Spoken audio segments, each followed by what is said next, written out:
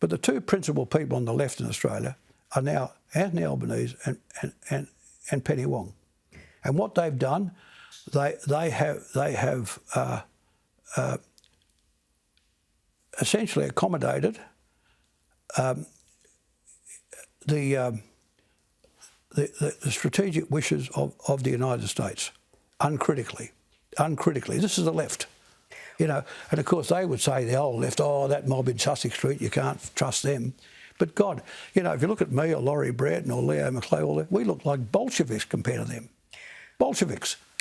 So where does it leave us in if we are so The answer is in deep doo-doo. That's where it leaves us. Where does it go? Where does it go? I think, I mean, what will happen is we'll get sucked into the American control system. We'll start to, you've got to remember, it was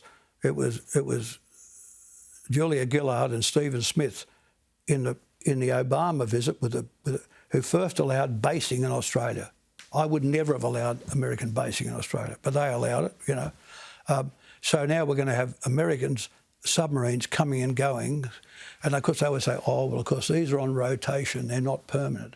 But if the rotation is permanent, they are permanent. Does it make a material difference, though, that rotational presence?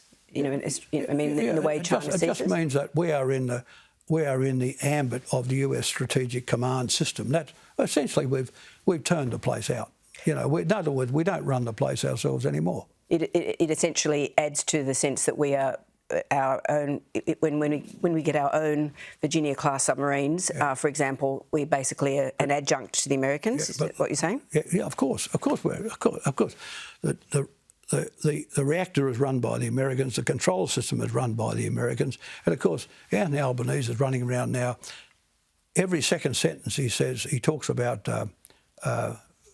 what's the word? Sovereignty? Sovereignty? Sovereignty, yeah. He thinks if he drops the word into enough sentences in an hour, it'll actually happen. Our sovereignty is just being peeled away by all this, you know. I mean, with the Collins-class boats, we had complete sovereignty.